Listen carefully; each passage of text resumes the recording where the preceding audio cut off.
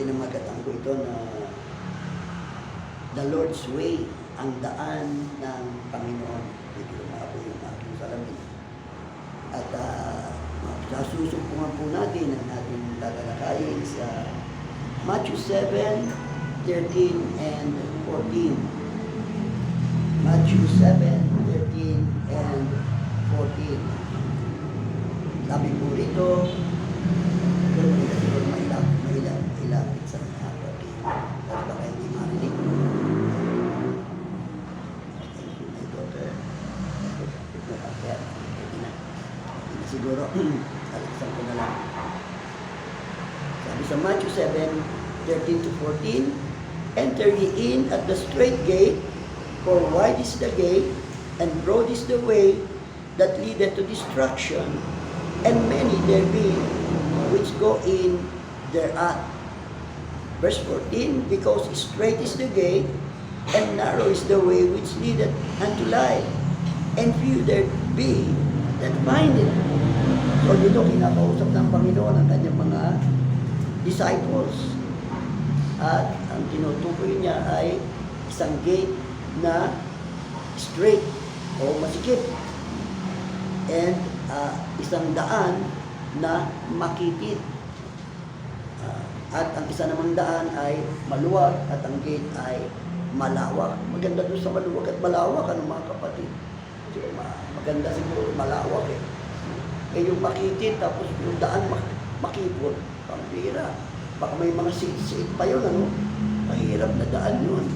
Ang pipiliin talaga ng marami yung maluwag. Many chose the wide gate and the broad way. Yun naman ang gawa ng sanlibutan eh. They want the easy life, easy way to succeed and is focused on the material things. Yung focus ng wide way, malawak na daan. Kumbaga, easy, masarap, simentado.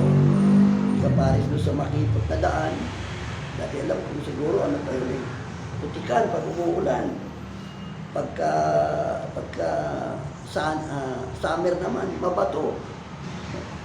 Maraming maraming sagaba. Sabi nga yung straight, ang ibig sabihin ng straight ay sa narrow channel, isang narrow channel joining two large waters, kaparis ng pinagkakaabalahan ngayon, yung Strait of Hormuz, di ba? Malalaking dagat, tapos meron siyang pinaka-gate na mahaba-haba na makipot para daanan ng mga barko na pipigilan, ika nga. At isa pang meaning nito ay a difficult position or situation. Isang mahirap na position. Baga parang hindi ka makapwesto. Lalakad ka, may mga time na kinakailangan mong tumagilid. Kasi masasabit ka. Kinakailangan, hinata mo yung mata mo, baka mamaya may tumama na, ang tawag dito yung damo. Gaya sa bakbak doon, naglalakad ko yung bago ko doon, talagang pagtagulan, talagang grabe. Minsan may tatama sa mukha mo na damo. At isa pang meaning ito is, it's tight. Tapos with restrictions. Straight, pagka straight jacket, talagang parang nakagapos pag naka-straight jacket siya. So tight siya, tsaka may mga restrictions. May mga batas na dapat sundin, ika nga. Kaya nga ayaw ng tao noon, gusto na yun talagang malayang-malaya nilang magagawa ang anumang naisin nila sa kanilang pagninegosyo, sa kanilang pamumuhay. Lahat ay gusto nila magagawa nila. Kaya tignan mo mga kapatid, subukan mo kumain ng mga hindi maiinom para sa katawan, yung puro masasarap. Eh, hindi magtatagal, magkakaproblema ka. At yung problema, grabe. Yung na nga lang, yung sobrang lakas ng kain, hindi mo napapansin, mamaya obis ka na. At mamaya hindi ka na mahiram ka na maglakad dahil sa katabaan. Kaya kinakailangan talaga yung pagpipigil sa sarili. Napakahalaga mga kapatid. The motto or word nung wide gate at saka ng Broadway ay the motto is if or word is if you acquire more wealth then you have to faith. So kumbaga yun ang bahagi yun ng wide na way sa Christianity. Kasi mga Kristiyano kinakausap ng Panginoon dito, mga disciples. Hindi niya kinakausap yung mga sinners. No? Disciples. Ang kinakausap niya talaga yung gustong makinig sa Kanya. Yun ang mga kinakausap na usually ang Kanyang mga disciples. Minawa niya sila sa malaking daan na yun na ang dulo ay kapahamakan. Kapari sa Kristyanismo, ang daming ginawa ng ito mga 1980s, di ba? Isang kalukuhang nagawa ng Diablo, yung tinatawag na prosperity preaching, na kung saan, kumbaga yung motto na nila, no? Kumbaga, kung ikaw ay tunay na Kristiyano, nakakapwa, dapat lumalago ang iyong mga pag-aari. Grabe mga kapatid. They measure your faith or your reality of being a Christian by what you have to show that you are indeed a believer blessed by God. Doon nakikita yung blessing kung ano yung meron ka. Kaya lang mga kapatid, talagang ibang-ibang kaisipan ng Diyos sa tao. For my ways are higher than your ways, and my thoughts are higher than your thoughts. Kakaiba talaga. At yung mga mananampalataya lamang na tunay sa Kanya ang makakasumpong ito o makakakuha ng Kanyang kaisipan. Kaya nasabi ni Paul sa isang banda, we have the mind of Christ. Naunawaan natin ang mind ng Panginoon. Ang narrow way and straight gate, this is the way where our Lord passed through. Yung sinasabi niyang narrow way, straight gate, makipot na daan, masikip na tarangkahan. Ito yung pinagdaanan ng Panginoon para sa atin. Talagang kumbaga sa hirap na hirap, napakasarap ng buhay ng ating Panginoon. Siya ay Diyos. Nakaupo siya sa kanan ng kanyang Ama sa langit. Pero ito, nang sabihin sa kanya ng kanyang Ama, time na para pumunta ka sa lupa. Kinakailangan mo sagipin ng sangkatauhan. Nakakaawa naman sila kung paparusahan natin sila na talagang masakit na parusa. Kasi yung parusa sa Diablo, yung din ang parusa sa mga makasalanan. The same. Ewan ko lang, kumbaga, baka naman meron yung nag-aapuyan ng gusto, meron naman yung malayo-layo, meron naman yung pinagpapawisan lang sa init. Pero mainit pa rin at parusa pa rin. Hindi alam kung paano yun. Pero alam natin talagang naglalagablab ang apoy. Masaklap doon yung mga uhod hindi namamatay. At ibabangon sila sa mga patay. Tingnan mo yun, hindi sila nabuhay. Bumangon sila bilang mga patay. Kaya makikita mo yung mga katawan nila inubugo. Grabe. Bumangon sila para ipagpatuloy ang kanilang kamatayan. Kamatayan walang katapusan. At yung hirap ng daan ay pinagdaanan ng ating Panginoon. Nagbitbit siya ng krus, mga kapatid. Na katulad natin, kung meron tayong bitbitin ngayon, sapagkat lahat naman ay may bitbitin, ay yun ay kumbaga parang idinadamay natin ang ating mga sarili. Idinadamay natin. Huwag tayong umiwas sa mga krus na yan. Marami gustong umiwas ayaw, siyempre, sino ba naman may gusto ng krus, kapatid? Diba? Ang gusto talaga kahit mga Kristiyano, gusto easy way, easy life, good life, sarap na buhay. Our life of sin will be done away. Natika, masyada, mas bago. Yan, kita lang pasan naman ito, no?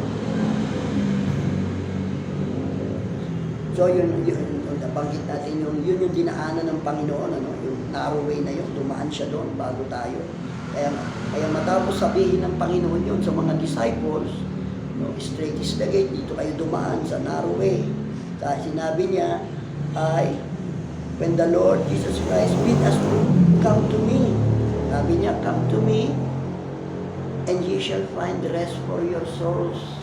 Sabi ng Panginoon yun, ang pinaiksikulan, makakasumpong tayo ng kapahingahan kung tayo ay lalapit sa Kanya. Our life of sin will be done away. Pag lumapit tayo sa Kanya, mawawala lahat ang buhay ng kasalanan. For He died for us as Savior, Lord, and friend to guide us all through life temporal.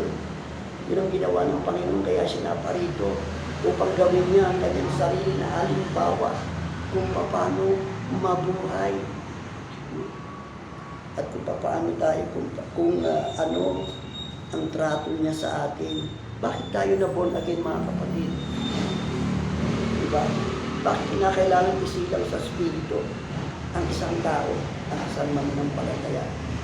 Hindi ba pwede naman yung kapatawaran lang, namatay na sa krusang Panginoon Jesucristo? Okay na. Pero bakit kinakailangan isilang tayo ulit? Kasi pag pinatawad lang tayo, namatay nga siya, nilinis lang tayo sa kasalanan, babalik ulit tayo doon. Ang aso ay babalik sa kanyang suka. Ang baboy ay babalik sa kanyang pagtatawtisaw sa putikan. Yun ang mangyayari sa tao. Kaya tayo na born again para iwan natin, magkaroon tayo ng kapangyarihan, lakas ng kalooban na iwanan ang kasalanan. Sabi ng Panginoon I do not condemn you. Sabi niya, isang babaeng makasalanan, go and sin no more. Yun ang purpose ng pagiging born again, para hindi na tayo magkasala uli.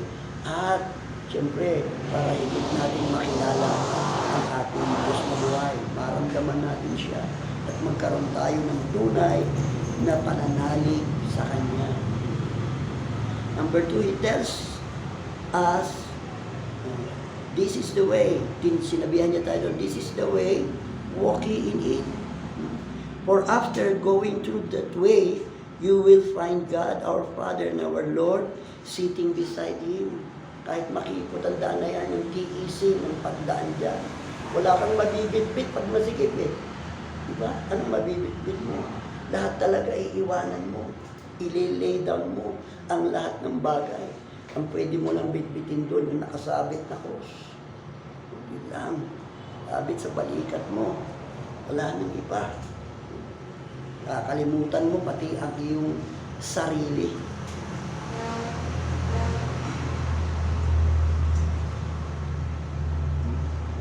This narrow way and straight gate is a difficult road, plenty of restriction, but it is the right way and no other. Why not choose it? Diba dapat natin piliin yun? Kahit mahirap, kung naandun naman sa dulo nun ng kayamanan, ang dami nagpapakamatay para sa kayamanan. Diba? Pero gagawin nila, gagasto sila ng malaki, magbebenta ng mga ari-arian sa walang siguruhan na kayamanan. Ito siguradong kayamanan na bigay sa atin ng Panginoon. Diyos na matatagpuan natin sa langit, sa Kanyang presensya, sa Panginoong Jesucristo. So dapat yun ang piliin natin, huwag iba. Kaya mga trials natin dito, mga kapatid, huwag natin tanggihan. No? Bagaman pinagpipray natin, huwag mo kami dalhin, Panginoon, sa mga tentasyon. At sinabing tentasyon, trials din yun, pero ibig sabihin nun, yung tentasyon na tukso na talikuran ng Diyos, huwag mo kami dadalhin yung Panginoon sa pagtalikod sa iyo. Pero pumayag tayo na kung anong gusto niyang gawin sa atin, papangyarihin niya. Siya ang Panginoon Kaya nga siya ang Panginoon. Kasi nagagawa niya ang gusto niya. Kapares ng boss ng isang kumpanya, kung anong trabaho mo doon, kailangan gampanan mo. At kung may pagagawa mo siyang iba, gagawin mo rin. Basta kaya mo. Kasi siya, boss siya Ganun din ang ating Panginoon Jesucristo. Siya ang boss natin. Post na post siya mga kapatid.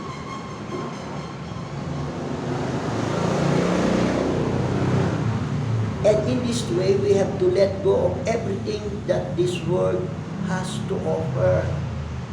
Takin mo mga kapatid, ang daming ino-offer ng daigdig na ito eh. Diba? Pero i-let go natin yan.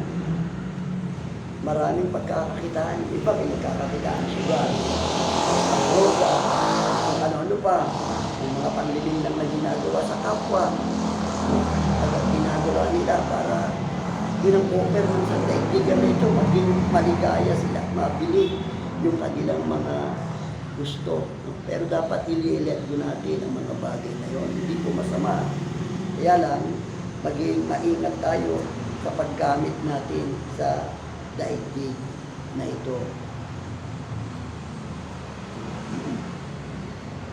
Sa Book of Ruth, ano ko doon yung ano doon, yung istorya nun, yung si Naomi. Tapos ang asawa niya si Elimelech, nung panahon ng mga judges, ay nagkaroon ng takbo sa Israel. Walang, kumbaga, hindi sila makapagtanim siguro doon. Kung dumarating man ng pag-ulan, nag-uulan din siguro. Pero hindi sapat para makapagtanim sila. So hindi sila nagtanim. Pero baga, eventually, naging maayos naman ang kanilang buhay. Ngayon, itong asawa ni Ruth, asawa ni Naomi, ay nagplano siya na lilipat ng ibang bayan. Ibig sabihin, hindi siya matatag. Alam mo yung pangalang Elimelech, kung anong ibig sabihin, yung husband ni Naomi. God is King. Ganda ng pangalan niya, ibig sabihin. Kaya lang, bakit niya iiwan lupain ng Diyos na binigay sa kanila? Yung iba, hindi naman umalis eh. Bininta niya yung kanyang lupa. Ibig sabihin, bentang babalik din sa kanya after 50 years o pagdating ng takdang panahon. Bininta niya. At si Naomi, sa palagay ko, medyo nagreklamo rin yan. Kaya lang, dahil na submissive si Naomi, isa siyang tapat na mananampalataya, ay sumunod siya sa kanyang asawa. Tumira sila ng 10 years sa Moab. Kasama niya yung dalawang anak niya. Alam mo yung dalawang anak niya? Pero mo sila uwi yan. Full of faith yan, mga kapatid. Pero bakit nagkaroon siya ng ganun mga anak kami? Mababait yung mga anak niya. Si Chilyon. Alam niyo ba kung anong ibig sabihin ng Chilyon, yung kanyang panganay na anak? Wasting away. Ibig sabihin, nung sinilang siya, bigla na lang na maganda siyang lumabas, malusog naman, pero hindi siya kumakain. Ano na, tapos sumusuka na kung ano na. Nagkakasakit na siya. Mapupunti-unti siyang namamatay. Pero siguro, dahil pinagpipray nila, yung habag ng Panginoon ay pinagkalob sa kanya, nabuhay naman siya. Kaya lang, ang bibilis ng mga kumadrona, no? Yung kumadrona eh. Pag narinig na yung pangalan na, tatak agad. Yung pangalanan mo ng wasting away. Grabe. Pagkatapos, yung pangalawan niyang anak, yung kanyang bunso, no? Si Malon. Alam mo ibig sabihin ng kanyang pangalan? Sickly. Masasakitin. Lumabas na may sakit. Naku, masasakitin. Narinig na naman nung yung kumadrona, tinatakan na naman. Bira. Yun na kagad ang pangalan. Kapanis di tignan nyo si Aikabod.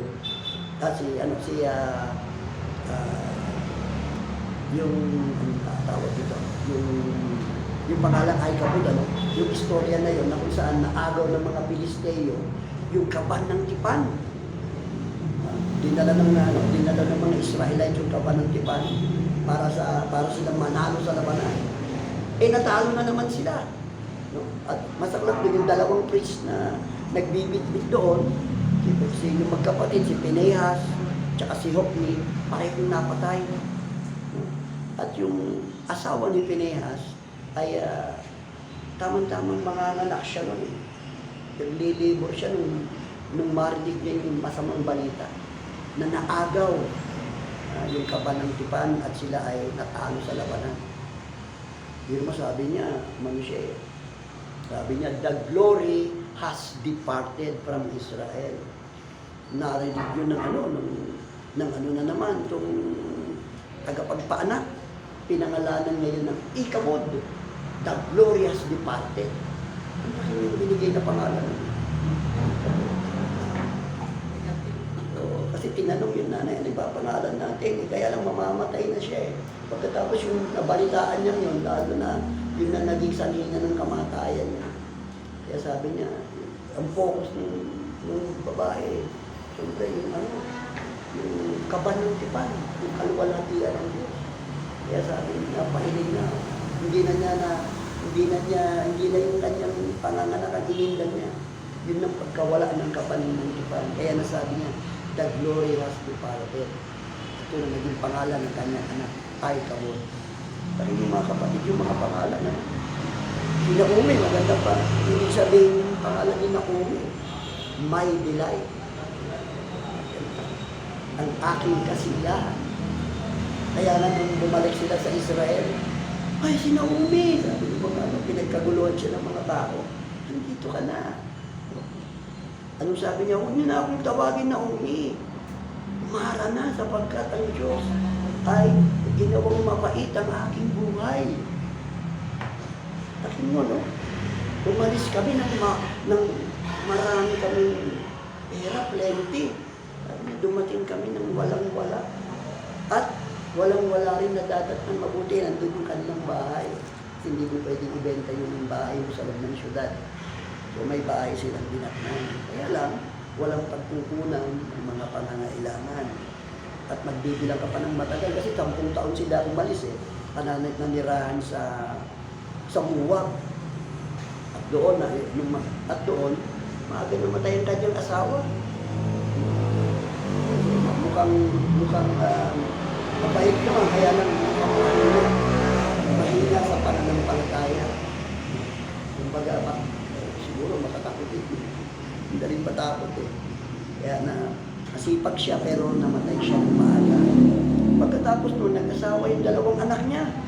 No, si Chilyon at si Manon. Napangasawa nila si Ruth, yung isa, at yung isa si Oprah. Hindi ko na tinignan yung pangalan ni Oprah eh. So, ang pangalan ni Ruth, yung meaning nun ay female companion. Akman-akma eh. Kasi sinamahan niya, naging companion niya, ang nag-iisa na sa buhay na si Naomi. Diba? Grabe. So, mantakin mo mga kapatid, after 10 years, bumulit siya sa kanyang bayan. Wala na ang mga mahal niya sa buhay. Pero ubos ang mga anak mo, asawa mo, wala na. At siya matanda na rin, wala na rin kakayahan. Pero itong si Ruth, sinamahan siya yung isa, sinamahan din siya hanggang papalabas ng Muwag. Pero nung sinabihan niya sila, bumalik na kayo sa inyong mga magulang. Kasi sa akin wala kayong future. Bumalik yung isa. Oo, sabi ni Naomi doon kayo, bumalik na ang iyong kapatid. Oo. Yung sister mo, ikaw, siya bumalik na sa kanyang mga Diyos at sa kanyang mga magulang. Pero sabi niya, hindi ako babalik. Ang Diyos mong magiging Diyos ko. At ang bayan mo magiging bayan ko. At matatag siya. Dahil yung kanyang, yung pag-ibig niya kay Naomi. Kasi kumbaga parang naging tagapagligtas siya. Parang may utang siya kay Naomi. Dahil sa pagkakautang niya, minahal niya si Naomi. Sa kanya niya natutunan ang Diyos na buhay. Yung tunay na pananampalataya. Grabe mga kapatid. Kita mo yung kamalasan ng buhay mo. Napakamalas. Ni Naomi. Pero hindi niya alam. Yung palang manugang niya, siya yung magiging nanay ni Boaz. Kasi tribe of Judah sila, yung kanyang asawa ko si Elimelech eh. Pero si Elimelech, ang ganda ng pangalan, God is King. Pwede sana yung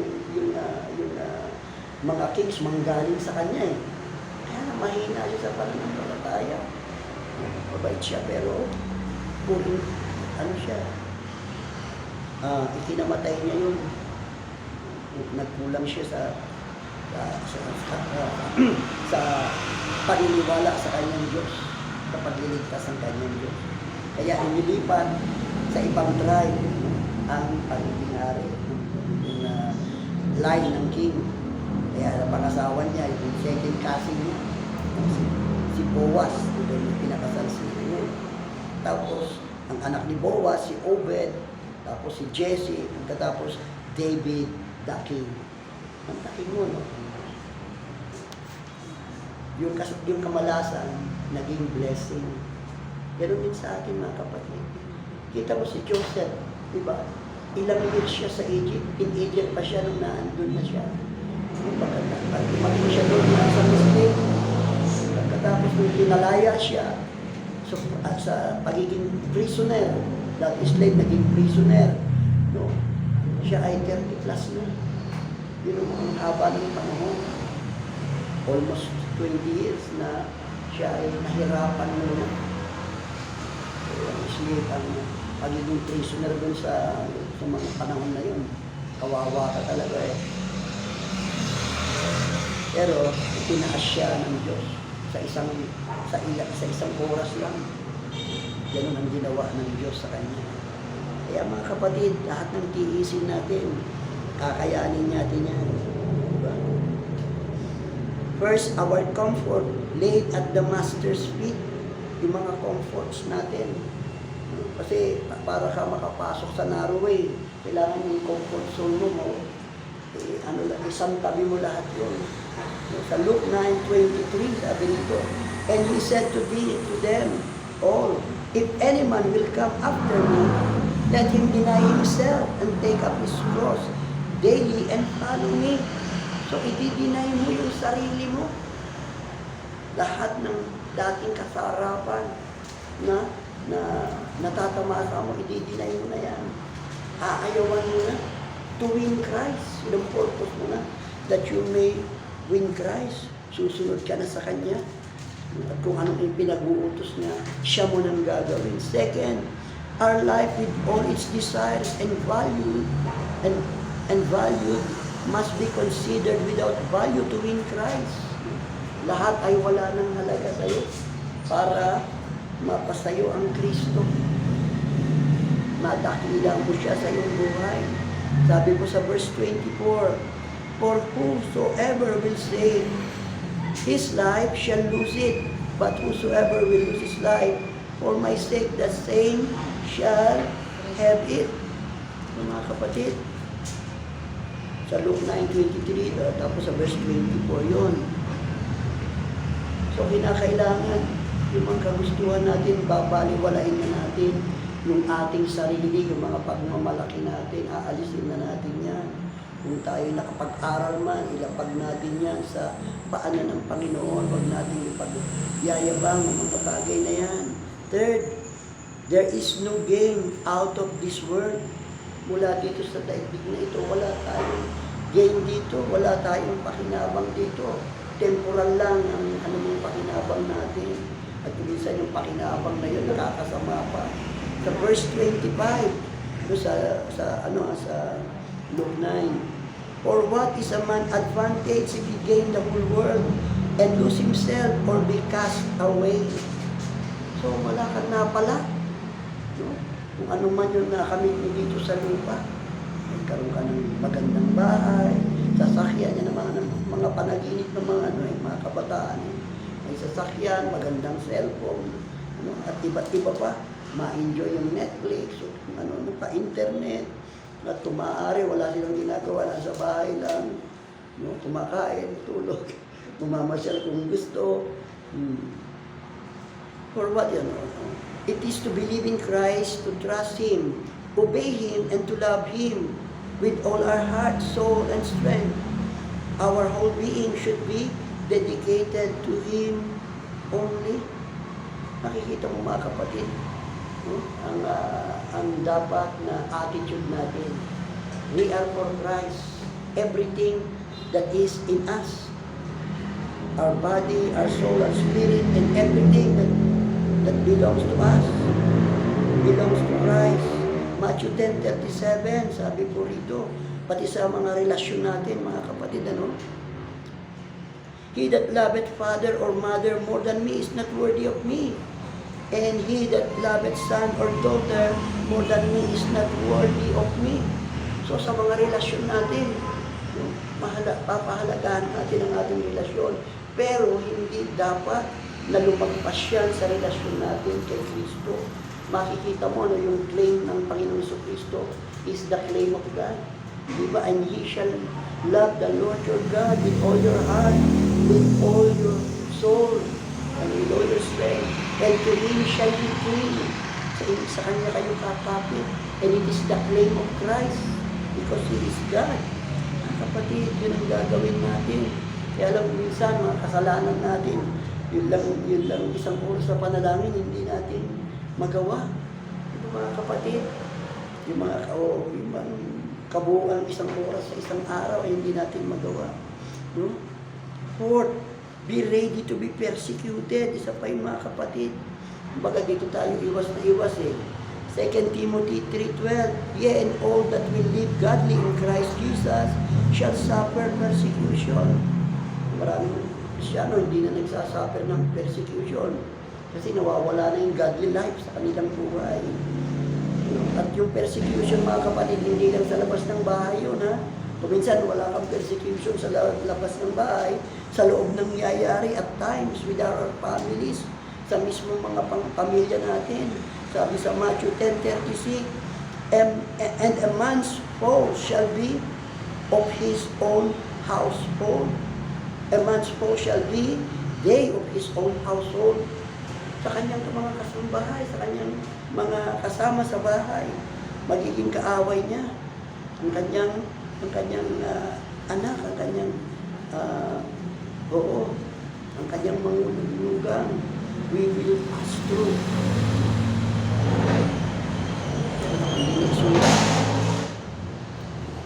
So, ang lalaki ay magiging kaaway ng kanyang anak. Ang babae naman ay kaaway ng kanyang babaeng manugang. Yun ang mangyayari, mga kapatid. Pati mga minamahal natin, minsan nagbimisto lang mga kaaway natin, na kahit mali sila, ipipilit nila sa atin. Diba? So, yun ang nakakaranas tayo ng persecution, ng sama ng loob dahil doon. Pero huwag tayong matakot, magpatawad tayo, mga kapatid, sapagkat andyan ang Diyos. Nakatala yan na lahat tayo ay dapat dumaan dyan. Diba, mga kapatid?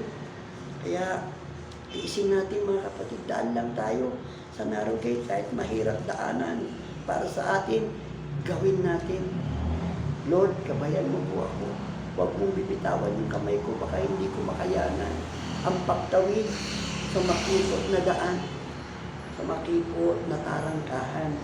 Panginoon, patuloy mo kong iligtas. Gawin mo din mga kapatid. At sa kabila nito, sabi ko sa awiting yung cross, ipapalit niya. Kanya ipapalit sa corona.